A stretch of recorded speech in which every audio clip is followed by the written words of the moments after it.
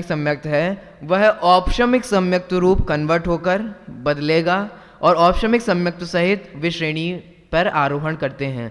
ये जो श्रेणी चढ़ने के लिए औपशमिक सम्यक्त होता है, इसका नाम क्या आता है, क्या कहते हैं इसको? द्वितीयोपशम सम्यक्त कहते हैं। और जो औपशमिक सम्यक्त होता है वह तो प्रथमोपशमी कहलाता है, चाहे वो कितनी बार ही क्यों ना हो। अब इसी बात को यहाँ समझाया जाएगा। हम लोग पहले भी इस विषय को समझ चुके हैं, इसलिए अब लक्षित पढ़ते जाएंगे। चलिए। साथ ही से अप्रमत्त गुणस्थानवर्ती मूलराज को तो श्रेणी पर आरोहण करना है। छायोपशमिक सम्यक्त के साथ वे श्रेणी आरोहण नहीं कर सकते, क्योंकि छायोपशमिक सम्यक्त में जो केवल ज्ञान गम्य चल मल अगार दोष होते हैं, वे सूक्ष्म दोष भी श्रेणी के आरोहण कार्य में बाधक है। यद्यपि ये दोष सम्यक्त रूपी धर्म में तो विशेष बाधा उत्पन्न नहीं कर पाते, लेकिन श्रेणी आरोहण के अलौकिक कार्य में बाधक अवश्य होते हैं। अतः बाधक पने को दूर करने के लिए ही मुनिराज का छायोपशमिक सम्यक्त ही औपशमिक सम्यक्त रूप से परिणामित हो जाता है। इस कारण औपशमिक सम्यक्त में छायिक सम्यक्त जैसी निर्मलता आ जाती है। इसी सम्यक्त को द्वितीयोपशम सम्यक्त कहते हैं। श्रेणी चढ़ने के सन्मुख साथी से सप्तम गुणस्थानवर्ती छायोपशमिक सम्यक दृष्टि जीव के त्रिकरण पूर्वक अनंतानुबंधी कषाय चतुष्कय के विसंयोजन करके पुनः तीन करणों के द्वारा दर्शन मोहिनी त्रिक के उपशम से होने वाले श्रद्धा गुण के सम्यक परिणमन को द्वितीयोपशम सम्यक कहते हैं।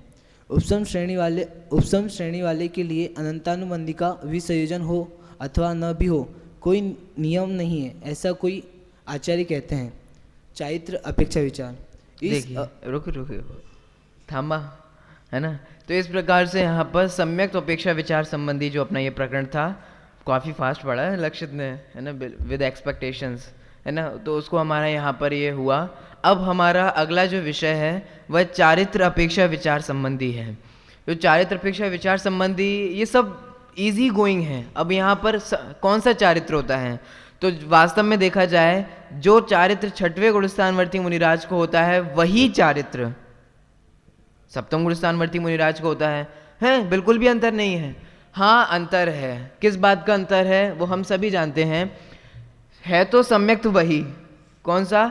छायोपशमिक सम्यक्त्व। तो अंतर क्या है? अंतर इतना है कि जहाँ छठवें गुणस्थान में संजुलन का और नौ कषायों का तीव्र उदय चल रहा था, उसका यहाँ पर अब कैसा उदय होगा?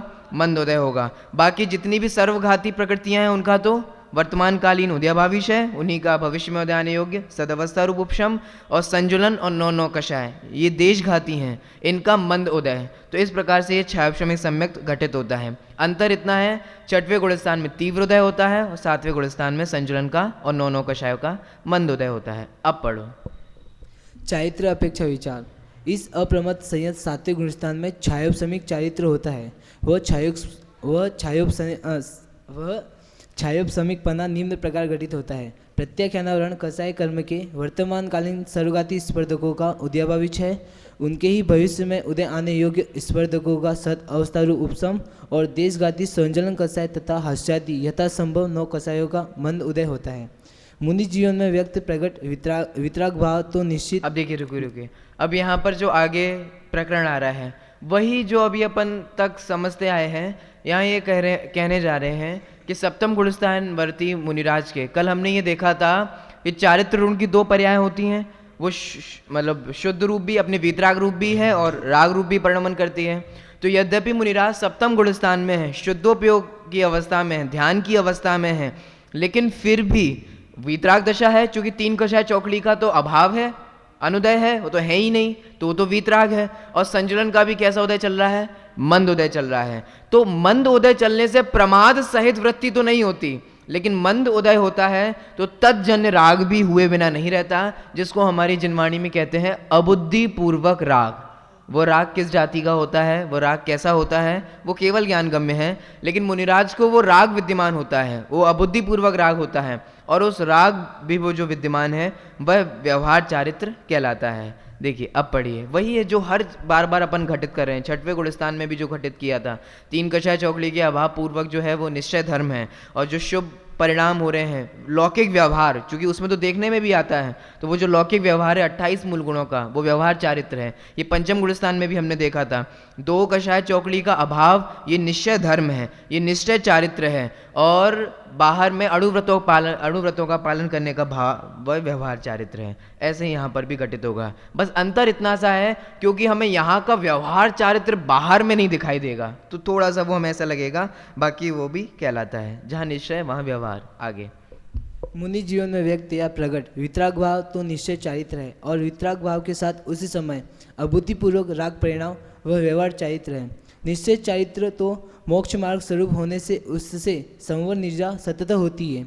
उसी समय जो अभूतिपूर्वक कषाय रूप परिणमन है वह व्यवहार चारित्र है, उसे आश्रय बंध भी होते हैं। ठीक है, तो उससे जो राग विद्यमान है, ये पहले भी बात आई थी कि उससे आश्रय बंद होता है, लेकिन बहुत तीव्र आस्था वह बहुत तीव्र बंद होता होगा। तीव्र आश्रय व तीव्र बंध, आपको याद हो तो हमने ये पढ़ा भी था कि अल्प स्थिति और अनुभाग सहित बंद होता है।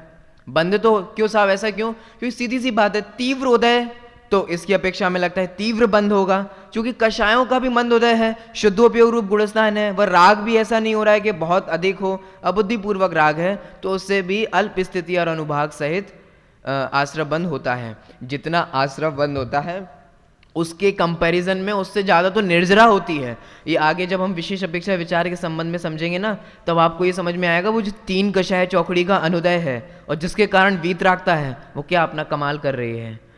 अब यहाँ पर आगे हमारा जो विषय आ रहा है, तो इस प्रकार से सम्यक अपेक्षा विचार हुआ, दूसरा चारित्र अपेक्षा विचार हुआ, अब तीसरा है काल अपेक्षा विचार। एक एक शब्द में आप लोग ये याद कर सकते हैं या ध्यान रख सकते हैं। काल अपेक्षा विचार उत्कृष्ट, मध्यम और जघन्य। सबसे पहले अपन जघन्य से स्टार्ट करेंगे।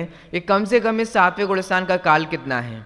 तो कम से कम इस 7वें गुणस्थान का काल एक समय है। किसकी अपेक्षा? एक समय कब बनता है? एक समय तो मरण की अपेक्षा ही बनता है। वो कैसे?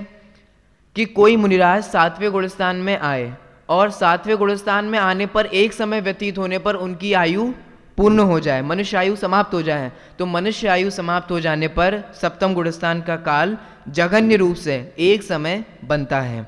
और उत्कृष्ट देखा जाए तो ये हम पहले ही जानते हैं कि 7वें गुणस्थान का जो काल है वह अंतर्मूर्त है, तो जघन्य तो हुआ एक समय मरण की अपेक्षा, उत्कृष्ट हुआ अंतर्मूर्त, और मध्यम एक समय से लेकर के अंतर्मूर्त तक के बीच के जितने भी काल है वह सब मध्यम काल के अंतर्गत आता है। ये सिर्फ इतना सा है कि आप इसको शब्द से भी याद कर सकते हैं, एक एक वर्ड से भी याद कर सकते हैं। आप चाहें अपनी अगर क्रिएटिविटी दिखाना चाहें, इसको अपनी क्रिएटिविटी के रूप में आप चार्ट भी बना सकते हैं।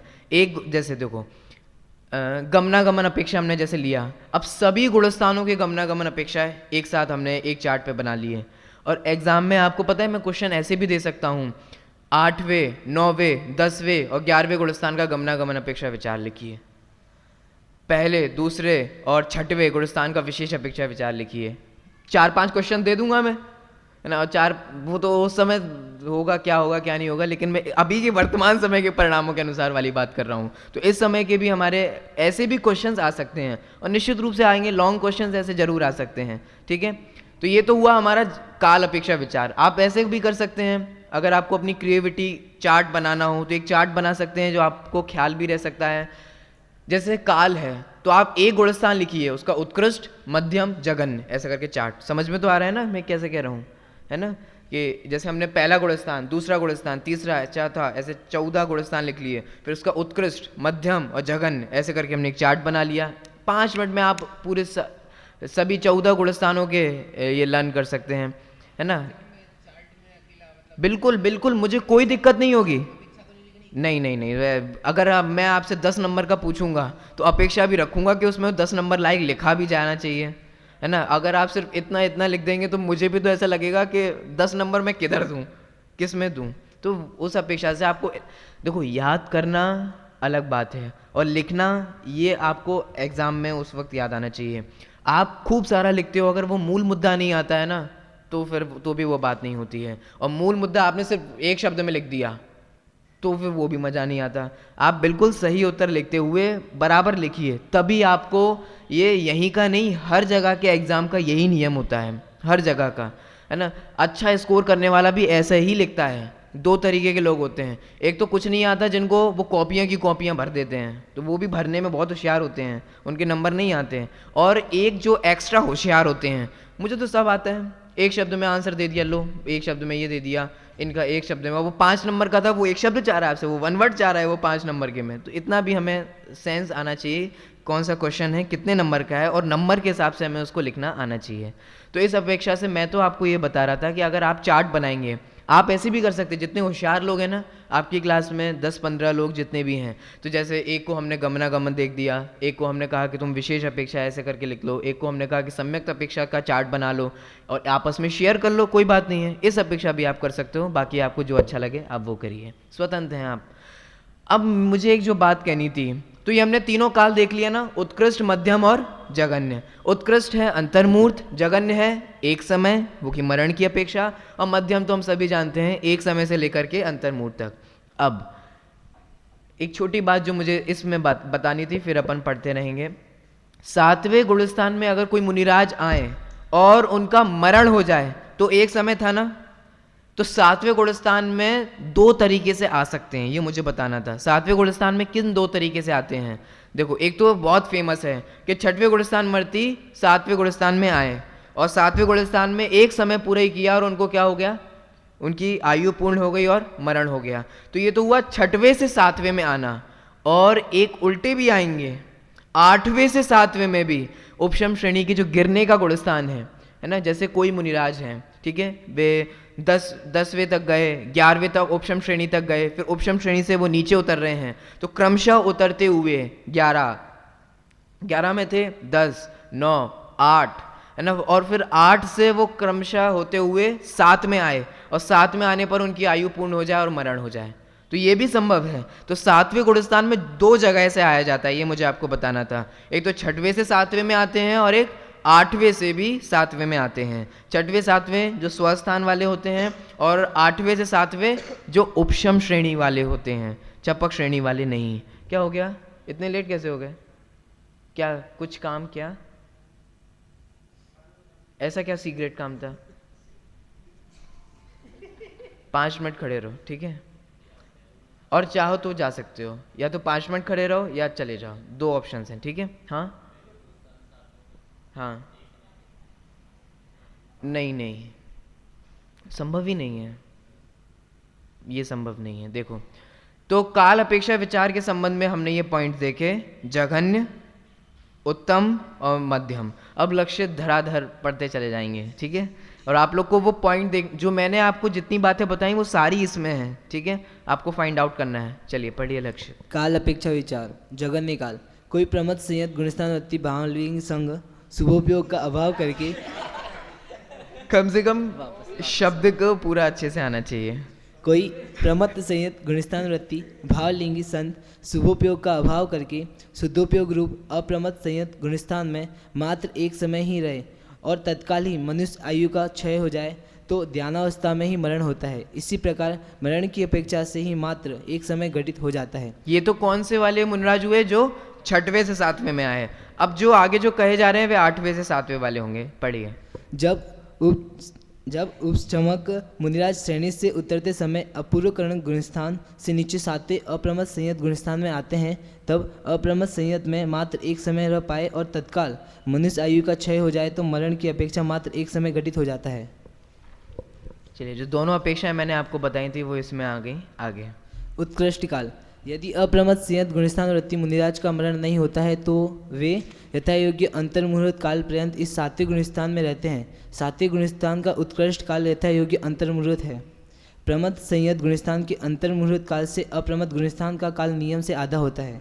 मध्यम काल, 6वें गुणस्थान से ऊपर अप्रमत्त संयत में जाने की अपेक्षा तथा अपूर्वकरण गुणस्थान से नीचे अप्रमत्त संयत में आने बीच की में अगर अपेक्षा सांस लेना हो तो ले लिया करो। अपेक्षा भी विचार करते हैं और मरण की विवक्षा से भी सोचते हैं, तो 2, 3, 4 आदि समय रूप काल से लगाकर यथा योग्य अंतर्मुहूर्त काल पर्यंत बीच के जितने भी भेद हैं वे सब अप्रमत्त संयत के मध्यम काल के ही भेद हैं। तो जितनी बात हमने यहाँ पर चर्चा की थी वही सारी बात इसमें लिखी हुई है। आप भी अगर जो अभी अपन ने चर्चा की है उसको आप भी अगर लिखना चाहेंगे तो आप भी उसमें निश्चित रूप में 4-5 लाइनें भर देंगे, तो वही 4-5 लाइनें ये हैं।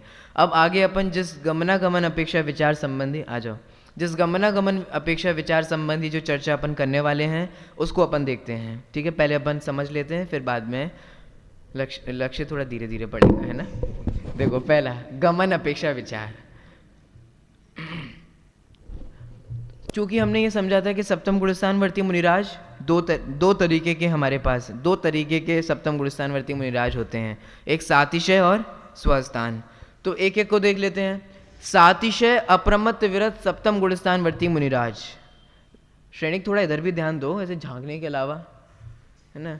तो सातवें गुणस्थान में, हाँ, तो अपन ये देख रहे थे सातिशय अप्रमत्त विरत सप्तम गुणस्थानवर्ती मुनिराज। अगर उनका कहीं गमन होगा तो वो एक जगह ही गमन होगा, वह है मात्र 8वां गुणस्थान अपूर्वकरण। अगर श्रेणी चढ़ने वाले मुनिराज को अपन पहले ले रहे हैं, उनका सिर्फ एक जगह ही गमन होता है, और वो एक जगह गमन है ऊपर की ओर गमन करना, अर्थात 8वें गुणस्थान में जाना। तो देखिए, पढ़िए लक्ष्य तक, पहला पॉइंट पढ़िए आप, गमनागमन अपेक्षा विचार। गमनागमन अपेक्षा विचार। गमन पहला, साथी से अप्रमत्त संयत मुनिराज का ऊपर की ओर गमन मात्र अपूर्वकरण गुणस्थान में ही होता है। ठीक है, ये हमने देख लिया। अब यहाँ पर स्वस्थान अप्रमत्त संयत मुनिराज के बारे में बात करेंगे। वे कहाँ कहाँ जा सकते हैं, उनका गमन कहाँ कहाँ हो सकता है, उसके 3 बिंदु हैं। तो एक एक बिंदु अपन पढ़ते हुए समझते चलेंगे। दूसरा, स्वस्थान अप्रमत्त संयत मुनिराज का गमन नीचे प्रमत्त संयत गुणस्थान में ही होता है। इसको समझने में आपको कोई दुविधा भी नहीं आई होगी। सप्तम गुणस्थानवर्ती जो स्वस्थान वाले हैं, उनका गमन 6वें गुणस्थान में होता है। आगे तीसरा, यदि उपसम श्रेणी से नीचे पतन काल में कोई मुनिराज अप्रमत्त संयत गुणस्थान में आए हैं तो उनका गमन भी प्रमत्त संयत गुणस्थान में ही होता है। ठीक है, तो ये भी अपेक्षा हमने देख ली कि अगर कोई उपशम श्रेणी में जो आरोहण हुए थे पूर्व में, अब उनका नीचे क्या होता जा रहा है, नीचे की ओर आते जा रहे हैं, तो वे भी 6वें गुणस्थान में ही आएंगे, ऐसा यहाँ कहा गया। और अगला पॉइंट चौथा, 6वें से 7वें में आए हो अथवा 8वें से 7वें गुणस्थान में आए हो तो भी यदि गमना धीरे यदि ध्यान फिर से पढ़ो। 6वें से 7वें में आए हो अथवा 8वें से 7वें गुणस्थान में आए हो, ये रुको 6वें से 7वें में आए हो और 8वें से 7वें में आए हो और उनका मरण हो जाए, ये अपेक्षा है। क्योंकि एक समय में मरण हो सकता है, अभी हमने देखा था। तो कोई 6वें से 7वें में आए हो और 8वें से 7वें में आए हो और उनका मरण हो जाए, तो विग्रह गति में उनको 4थे गुणस्थान की प्राप्ति हो जाती है। तो वो ऐसा भी कह सकते हैं कि अपन वे 7वें गुणस्थान से अब अगले गुणस्थान में कौन से में गए, 4थे गुणस्थान में गए। तो एक अपेक्षा ये हो गई। तो कुल मिला के बात इतनी सी है कि स्वस्थान जो अप्रमत्त विरत मुनिराज हैं, वे 7वें से 6वें में आते हैं और 7वें से क्या, ये क्या हिला रहे मैं सही तो इतना मत झूमो, कोई भागवत कथा नहीं है। और दूसरी अपेक्षा कौन सी थी, 4थे में आ जाते हैं। कैसे आ जाते हैं 4थे में, बराबर, बिल्कुल सही उत्तर दिया कि वे उनका मरण समय जो अगर बने तो वे 7वें गुणस्थान में अगर मरे, मरण समय तो उनका 7वां गुणस्थान होगा, लेकिन विग्रह गति में 4था गुणस्थान हो जाता है। तो अपन ये भी समझ सकते हैं कि वे 7वें से 4थे में भी गमन करते हैं। तो इस प्रकार से ये तो ही गमन की बात। ठीक है, कहाँ कहाँ क्या समझ नहीं आया,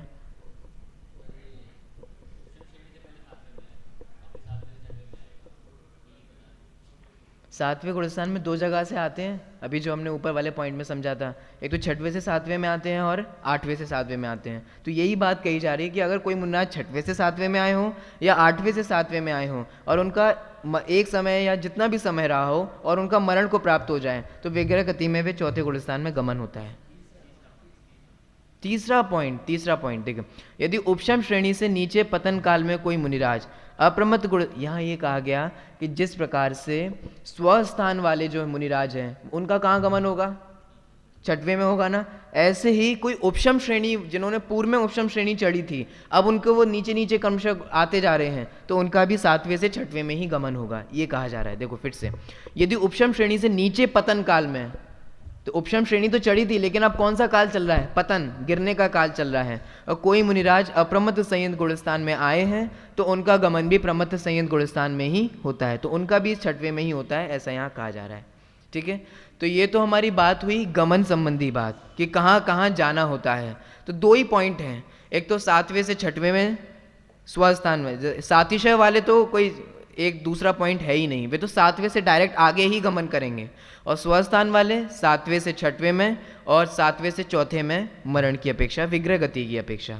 अब देखिए, अब हम पढ़ेंगे आगमन का, कि सातवें गुणस्थान में कहाँ कहाँ से आगमन हो सकता है, ठीक है। तो वो तो हम जानते हैं, एक सबसे पहला आगम जो सबसे बड़ी छलांग होती है वो कौन से छलांग होती है, पहले गुणस्थान से, चाहे वो सादी मिथ्या दृष्टि हो या अनादि मिथ्या दृष्टि हो। देखिए, लेकिन वे होते कौन से हैं, द्रव्यलिंगी मुनिराज। अगर आप मैं आप लोग को अभी पॉइंट्स बता दूं, अगर आप लिखते वक्त द्रव्यलिंगी मुनिराज नहीं लिखते हैं तो आपका वो उत्तर गलत माना जाएगा, क्योंकि पहले गुणस्थानवर्ती जीव तो कई तरीके के होते हैं। द्रव्यलिंगी श्रावक भी होते हैं, द्रव्यलिंगी मुनिराज भी होते हैं, मूढ़ मिथ्यादृष्टि भी होते हैं, सप्तव्यसनी भी होते हैं, पापों में लीन भी होते हैं। तो आप पहले से सातवें में लिख देंगे तो ये मान्य नहीं होगा। पहले से सातवें लेकिन वे जीव जो बाह्य में द्रव्यलिंगी मुनिराज हैं, ठीक है। ऐसे ही पहले से कोई पांचवें में जाएंगे तो वो द्रव्यलिंगी श्रावक होंगे। ये मैं आपको पहले भी समझा चुका हूँ, लेकिन शब्द को हमें बुद्धिपूर्वक उपयोग करना आना चाहिए, इसलिए मैंने ये बात कही। देखिए, पहला पॉइंट पढ़िए सिर्फ लक्षित। आगमन पहला, सादी अनादि मिथ्यात्व गुणस्थान वृत्ति द्रव्यलिंगी मुनिराज का मिथ्यात्व से सीधे अप्रमत संयत गुणस्थान में आगमन हो सकता है, ठीक है। तो एक तो बात हो गई कि पहले गुणस्थानवर्ती मुनिराज जो मिथ्यात्वी हैं। कैसे मिथ्यात्वी, दोनों ही सादी मिथ्या दृष्टि भी हो सकते हैं और अनादि मिथ्या दृष्टि भी हो सकते हैं। तो उनका पहले गुणस्थान से सातवें में, मैं मैं कैसे बताऊं, देखो इधर देखो, आप लोग को पता नहीं, मुझे ये मैं आपको पढ़ने की ट्रिक बता रहा हूँ, ये सिलेबस का नहीं है। जैसे आप लोग पता नहीं करते हैं कि नहीं करते हैं, मुझे अभी ऐसा विकल्प आया इसलिए मैं जल्दी से बता देता हूँ। जैसे मैं ना कुछ चीज़ों को याद रखने के लिए, मुझे भी इतनी सारी चीज़ें याद नहीं होती, मैंने रूम पे पढ़ी होती हैं, तो मैं बिना देखे भी आपको समझा देता हूँ। तो ये कोई बहुत बड़ा चमत्कार नहीं है, आप लोग भी ऐसा चमत्कार कर सकते हो। सिर्फ पॉइंट्स लिखना सीखो। जैसे मुझे ये समझाना था छठवें से सातवें, तो इतना पढ़ने की जरूरत ही नहीं है, आप सिर्फ इतना लिखिए छठवें से सातवें।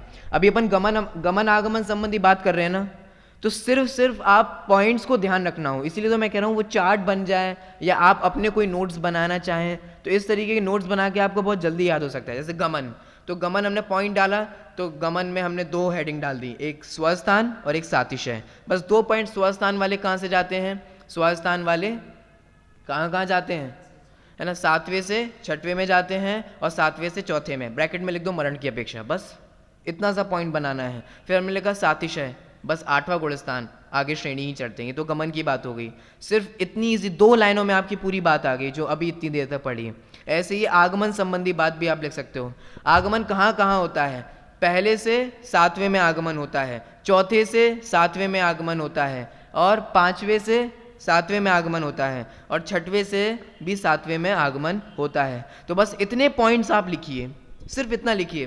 फर्स्ट थोड़ा सा डैश कीजिए, फिर सातवां, फिर चौथा डैश कीजिए, सातवां, फिर आगे पांचवा डैश कीजिए, सातवां। तो इस अपेक्षा से भी आप नोट्स बनाना ऐसे करके सीखिए, तो ये इजी होगा आपको भी लर्न करने के लिए, ठीक है।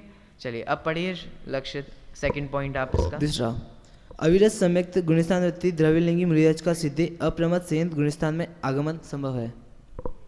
चौथे गुणस्थान वर्ती भी जीव भी, वे भी द्रव्यलिंगी मुनिराज होंगे, वे भी सातवें में जा सकते हैं। आगे तीसरा, देश विरत गुणस्थान वृत्ति द्रव्यलिंगी मुनिराज का सीधे अप्रमत संयत गुणस्थान में आगमन हो सकता है। पांचवें से, ठीक है, पांचवें से भी द्रव्यलिंगी अगर मुनिराज हों, क्योंकि हमने देखा था द्रव्यलिंगी कितने प्रकार के होते हैं, 3 प्रकार के होते हैं, प्रथम गुणस्थानवर्ती, चौथे गुणस्थानवर्ती और पंचम गुणस्थानवर्ती। तो वे ही द्रव्यलिंगी मुनिराज सातवें में गमन करते हैं। अब जो 2 बातें हैं, आगे की जो बातें हैं वो तो कहीं जाएंगी। एक तो छठवें से सातवें में जाने वाले, तो वो भी स्वस्थान अप्रमत्त संयत मुनिराज जो हैं, है ना, वे तो प्रमत्त संयत ही कहेंगे। तो प्रमत्त संयत मुनिराज जो हैं तो उनका भी सातवें में गमन होगा, और 8वें से भी सातवें में गमन होता है उपशम श्रेणी के गिरते हुए गुणस्थान में, ठीक है। आगे के 2 पॉइंट इसी के ही हैं, पढ़िए। चौथा, प्रमत संयत गुणस्थान वृत्ति भावलिंगी संतों का आगमन सातवें अप्रमत संयत में तो हमेशा होता ही है। पांचवा, उपशम श्रेणी से नीचे की ओर पतन करने वाले अपूर्वकरण गुणस्थान से अप्रमत संयत में आना होता है, ठीक है। इस प्रकार से हमारी ये गमनागमन अपेक्षा विचार संबंधी चर्चा हुई। अब हम डिटेल में विशेष अपेक्षा विचार संबंधी चर्चा करेंगे, जिसको मैं पढ़ूंगा, ठीक है। चलिए, बहुत अच्छा पढ़ा आपने। विशेष अपेक्षा विचार, इसको हमें अब जल्दी जल्दी समझना भी है, कुछ नहीं है, आप सिर्फ इधर ध्यान दीजिए। पहले अपन बिल्कुल भी नहीं देखेंगे, आप एक प्रतिज्ञा ले लीजिए, जब तक मैं ना कहूँ तब तक आप नीचे नहीं देखना, ठीक है। आप सिर्फ अभी ध्यान दीजिए मेरी तरफ। पहला पॉइंट, विशेष अपेक्षा विचार संबंधी। अब हम विशेष अपेक्षा विचार संबंधी जितनी भी बात करेंगे वो सारी बात उन मुनिराज के बारे में होगी जो श्रेणी आरोहण कर रहे हैं। जो 7वें गुणस्थानवर्ती मुनिराज श्रेणी चढ़ने वाले हैं और 7वें गुणस्थान में वो वीतरागता है, तो उस वीतरागता श्रेणी चढ़ने का पुरुषार्थ कैसा उसमें विशेषता होती है, ये अपन बिंदुओं के माध्यम से देखें क्या क्या होता है। सबसे पहला पॉइंट, चूंकि श्रेणी चढ़ी जा रही है और श्रेणी चढ़ने के लिए विशुद्धि का होना बहुत जरूरी है, ठीक है। अधःकरण, अपूर्वकरण, अनवृत्तिकरण, 3 करण रूप परिणाम होते हैं, जिसमें से 7वें गुणस्थान में कौन सा करण होता है? अधःकरण। और अपूर्वकरण और अनवृत्तिकरण के लिए तो 2 अलग अलग सेपरेट गुणस्थान हैं, ये हमने कल समझा था। अब अधःकरण रूप कार्य इस सप्तम गुणस्थान में होता है, ये श्रेणी चढ़ने वाले मुनिराज की बात कर रहा हूँ, ठीक है। तो वे भी सप्तम गुणस्थानवर्ती हैं, तो सप्तम गुणस्थानवर्ती मुनिराज उनको विशुद्धि का होना बहुत जरूरी है। इसलिए सप्तम गुणस्थान की सबसे पहली खासियत, ये मैं सारी किसकी अपेक्षा बोल रहा हूँ? श्रेणी चढ़ने के वाले। अब बार बार मैं रिपीट नहीं करूंगा, जब मेरा टॉपिक बदल जाएगा तब मैं बता दूंगा कि मैं इन अपेक्षा बात कर रहा हूँ। सबसे पहला, समय समय प्रति अनंत गुणी विशुद्धि होती है। कितनी विशुद्धि होती है? अनंत गुणी। वो कैसे होती है? समय समय बढ़ती चली जाती है, समय समय बढ़ती चली जाती है। इसका मतलब ऐसा है, जैसे मान लीजिए किसी ने आज, इसका ही एग्जाम्पल है लेकिन अभी मत देखना, मैं बताता हूँ फिर बाद में अपन पढ़ेंगे। जैसे किसी ने आज 10 रुपये अर्न किए, 10 रुपये कमाए, ठीक है। अब अगले दिन भी उसको अगर प्रॉफिट हुआ इसी 10 रुपये का, तो 10 रुपये का प्रॉफिट हुआ, तो अगले दिन भी कितना हो गया उसका? 10 अर्थात 20 हो गया। फिर अगले दिन उसको 40, ये तो हुआ 10 रुपये कमाया तब। अब हम ये देखें, किसी ने एक दिन 10 रुपये कमाए और उसको अगले दिन 10 गुना मुनाफा हुआ, तब कितना होगा? तब 100 होगा, है ना। अंतर समझ में आ गया ना दोनों? ये तो मैथ्स है, सीधी सी बात है, और मेरी मैथ्स आपसे ज़्यादा वीक है। तो 10 हुआ पहले दिन कमाया, और उसको अगले दिन भी अगर 10 गुना प्रॉफिट हुआ तो अगले दिन की कमाई कितनी हो गई? 100। और 100 दिन हुई दूसरे दिन की कमाई, और तीसरे दिन भी अगर उसको 10 गुना प्रॉफिट हुआ तो कितनी हो गई? 1000 हो गई। फिर उसको 10 गुना प्रॉफिट हुआ तो कितनी हुई? है ना। ऐसे करके 10 गुना बढ़ता चला जाता है। इतना समझ में आया? ऐसे ही मुनिराजों को भी एक समय में जितनी विशुद्धि हुई, उसके अगले समय में उसके डबल, फिर अगले समय में उसके डबल, उसके समय, ये तो समझाने की दृष्टि से मैंने आपको 10 रुपये, वो 10 का उदाहरण दिया, है ना। ऐसा विशुद्धि को अपन नंबरों से नहीं नाप सकते, है ना। ऐसे ही जितनी एक समय में हुई, उससे अनंत गुनी विशुद्धि दूसरे समय में होती है, उससे अनंत गुनी विशुद्धि, क्योंकि पहले समय में अनंत गुनी विशुद्धि हुई, पहले समय में, ठीक है। तो दूसरे समय में उससे अनंत गुनी, फिर दूसरे तीसरे समय में उससे अनंत गुनी, फिर चौथे समय में उससे अनंत गुनी। तो समय समय प्रति अनंत गुनी विशुद्धि होती है। पहला पॉइंट समझ में आया आप सभी को? आगे बढ़ूं तो ये तो हुई विशुद्धि का बढ़ना। अब एक सीधी सी लॉजिक सी बात है, सीधी सी, विशुद्धि बढ़ेगी तो कर्मों में भी हेरफेर होगा कि नहीं होगा? जो पूर्वबद्ध कर्म है दोनों ही में, एक तो नवीन जो बनेंगे और जो पूर्वबद्ध हैं, जैसे ही अनंत अनंत गुनी विशुद्धि बढ़ती चली जाती है, वैसे ही कर्म यहाँ वाले कांपने लग जाते हैं, वे थरथराने लग जाते हैं। इसी के थरथराने का नाम है स्थिति कांडक घात। कुछ नहीं है, आपको तो अभी समझ में आ जाएगा। स्थिति कांडक घात, कांड है भाई साहब। ये भी कैसा कांड हो रहा है? ये कांड ऐसा है जो हम सभी को करना चाहिए। ये कैसा है? स्थिति, जो पुराने कर्मों की स्थिति थी। स्थिति तो आप सभी जानते हैं, बताने की जरूरत तो नहीं ना मुझे, स्थिति का मतलब क्या होता है। अब ये टर्मिनोलॉजी आपको आनी चाहिए, आ गई है आप लोगों को। तो अब जो कर्मों की स्थिति थी, पूर्वबद्ध कर्मों की, तो पूर्वबद्ध कर्मों की स्थिति कम होती चली जाती है, उनका घात होता चलाता है। स्थिति कांडक घात, उनकी स्थिति कम होती चली जाती है पूर्वबद्ध कर्मों की, तो उनकी स्थिति कम होती चली जाती है। इसका नाम है स्थिति कांडक घात। ये समझ में आया? इतना से, इसके अलावा कुछ नहीं है। जो पूर्वबद्ध विशुद्धि बढ़ी तो विशुद्धि बढ़ेगी, उससे पूर्वबद्ध जो कर्म है उनकी स्थिति क्या हो गई? कम होती चली गई। इसी का नाम क्या है? स्थिति कांडक घात, ठीक है। थर्ड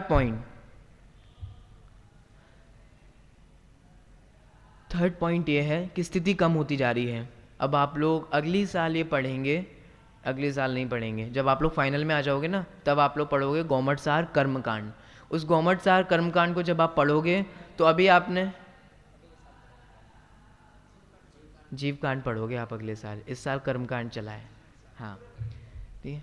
तो ठीक है, देखो, तो जब आप फाइनल में आ जाएंगे तब आप पढ़ेंगे, क्या पढ़ेंगे वो तो सुन लो। तब आप ये पढ़ेंगे कि आप जितने भी 8 कर्मों को जानते हैं और 8 कर्मों के उत्तर उत्तर भेदों को भी जानते हैं, उनमें से कुछ प्रकृतियां प्रशस्त रूप होती हैं और कुछ प्रकृतियां अप्रशस्त रूप होती हैं। बस इतना समझो, इसके अलावा कुछ नहीं समझना है। सुनो, अब होता क्या है, विशुद्धि बढ़ रही है, उसके ये सारे काम है। विशुद्धि का पहला पॉइंट तो क्या हुआ कि स्थिति क्या होती चली जा रही है, कम होती चली जाती है, स्थिति तो कम होती चली जा रही है। अब दूसरा पॉइंट, जो प्रशस्त प्रकृतियां हैं उनका अनुभाग बढ़ता चला जा रहा है। अनुभाग का मतलब है उनका पावर। जैसे मान लीजिए किसी उनको, अब कैसे मैं आपको ऐसे उदाहरण दे रहा हूँ, जैसे मान लीजिए कि आपको किसी 10 रुपये प्राप्त होने थे, अब वही बढ़कर आपको 100 रुपये प्राप्त होंगे, तो उसका अनुभाग बढ़ गया है ना, उसकी पावर बढ़ गई। पावर बढ़ गई, जैसे मान लीजिए कि हमने अपने नमक डाला अपने खाने में, तो उसके अनुसार डाला और नमक ज़्यादा डाल दिया तो उसकी क्या हो गई, पावर बढ़ गई। तो इस तरीके से अनुभाग का बढ़ना, शक्ति का बढ़ना। उनकी जो प्रशस्त प्रकृतियां हैं, चूंकि ध्यान दो, अलर्ट मत खोना, विशुद्धि हो रही है, विशुद्धि से स्थिति का कम हो रहा है और अनुभाग बढ़ रहा है, इतना समझ लो। तो किसकी स्थिति कम हो रही है, खोटे कर्मों की स्थिति कम हो रही है और प्रशस्त प्रकृतियों का अनुभाग बढ़ रहा है। ये विशुद्धि से अपने आप होता है, इसमें मुनिराज कुछ नहीं करते, उनको तो खबर भी नहीं होती, उनको तो पता भी नहीं चलता कि ये सब क्या हो रहा है, लेकिन सप्तम गुणस्थानवर्ती मुनिराज की ये सारी चीजें होती रहती हैं। तो 3 पॉइंट हो गए। पहले विशुद्धि बढ़ती है, उस विशुद्धि से स्थिति का क्या होता है, घटती है, जिसको स्थिति कांडक घात कहते हैं। तीसरा पॉइंट, उससे प्रशस्त प्रकृतियों का अनुभाग बढ़ता जाता है। जब प्रशस्त प्रकृतियों का अनुभाग बढ़ रहा है तो सीधी सी लॉजिक सी बात है, अप्रशस्त प्रकृतियों का अनुभाग क्या होगा, घटता जाएगा। तो चौथा पॉइंट यही है कि तीसरा पॉइंट तो ये था हमारा, प्रशस्त प्रकृतियों का अनुभाग बढ़ता चला जाता है, और चौथा पॉइंट है अप्रशस्त प्रकृतियों का अनुभाग प्रांजल घटता चला जाता है। ये चार पॉइंट हो गए। अब कहाँ गया पांचवा, कहाँ गया, ये रहा पांचवा। हाँ बस इतना है, बस अब आप लोग, अब अपन पढ़ेंगे, ठीक है। अब मैं पढ़ूंगा, क्योंकि थोड़ा सा फास्ट पढ़ना है।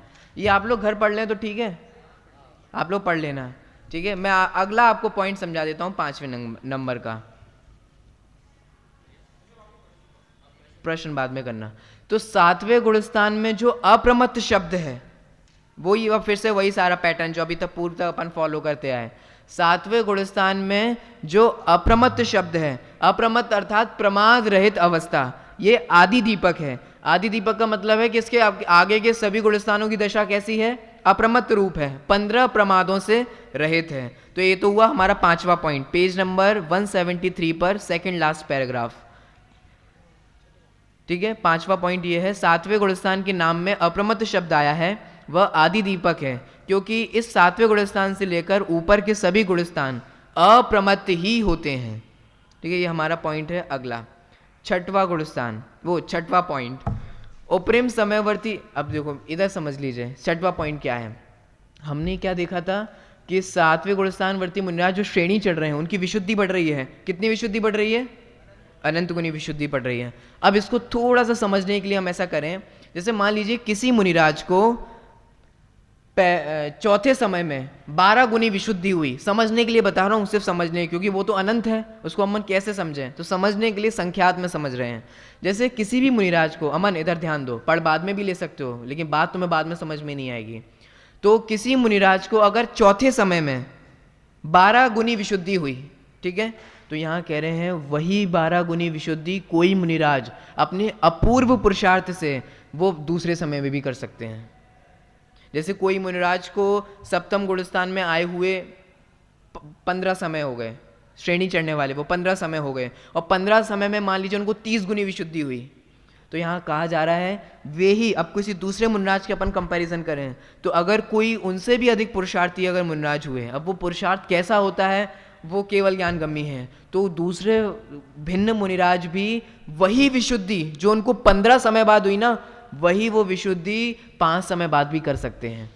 तो ऐसा भी होता है। तो ये यहाँ कह रहे हैं जो मुनिराज जो विशुद्धि वो कुछ समय बाद करते हैं, वह विशुद्धि वो पहले ही कर सकते हैं। अर्थात 2 अलग अलग मुनिराजों की विशुद्धि का समय, विशुद्धि एक भी हो सकती है, समय अलग अलग होने पर भी। तो ये तो है हमारा 6वां पॉइंट। और अगला हमारा 7वां पॉइंट, देखिए 7वां पॉइंट बहुत छोटा सा है, मैं पढ़ देता हूँ। पेज नंबर है 174। मैंने आपको जितनी भी बातें बताई ना वो सारी लिखी हुई हैं, इसीलिए, और मैं जितना बोल रहा हूँ इसके लिखने के अलावा और कुछ नहीं बोला, एक्स्ट्रा कुछ बोला ही नहीं। तो आप लोग एक बार घर पर जाके पढ़िए, नहीं समझ में आता है बेझिझक पूछिए, ठीक है। देखिए 7वां प्रश्न, चारित्रमुनि कर्म के उपशम तथा क्षय के प्रसंग में अपूर्व करण के सन्मुख शुद्धोपयोग परिणामों को अधः प्रवृत्तकरण कहते हैं। यहाँ सीधी सी एक परिभाषा दी है।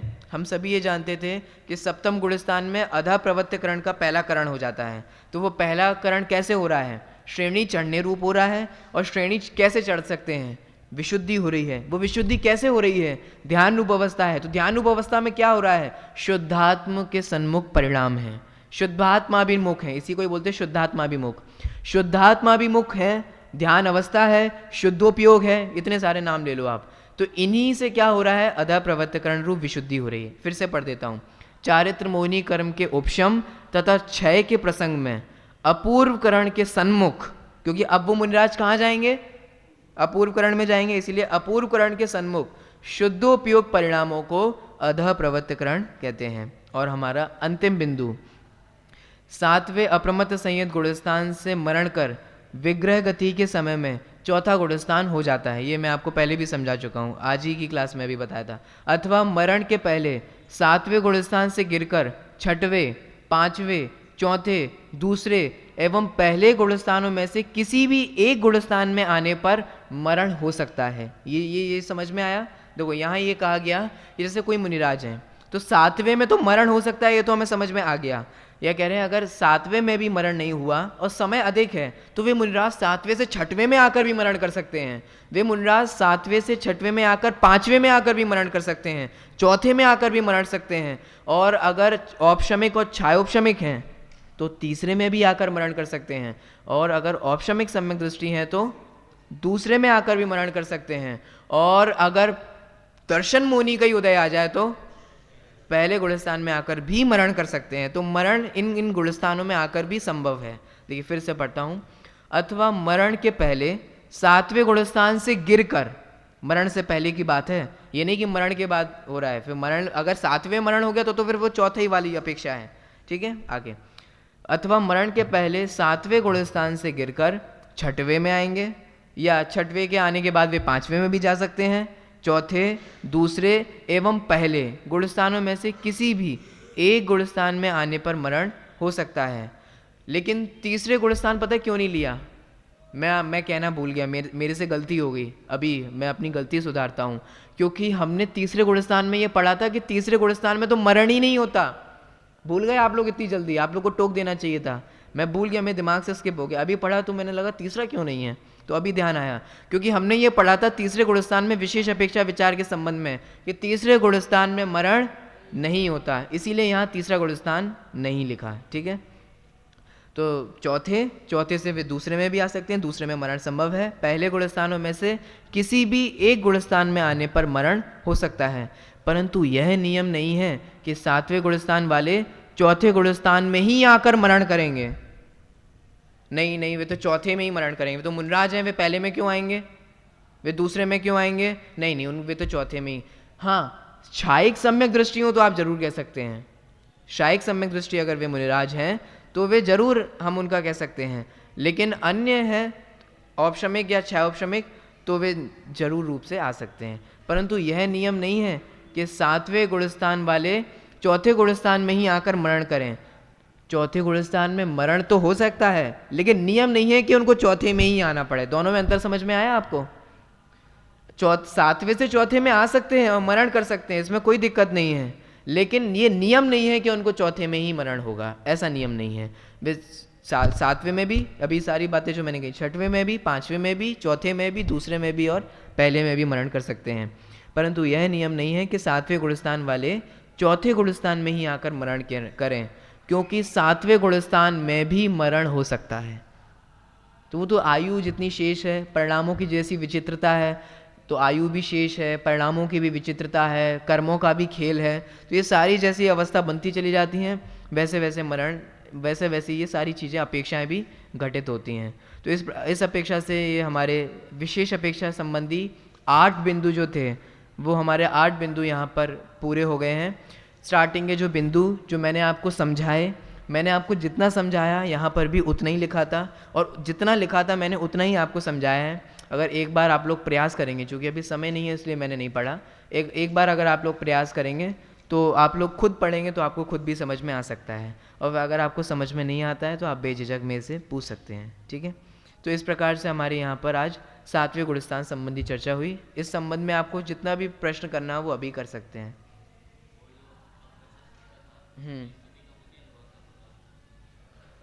अप्रशस्त का दोनों ही चीज़ें लागू होती हैं, स्थिति अनुभाग दोनों ही कम होता है।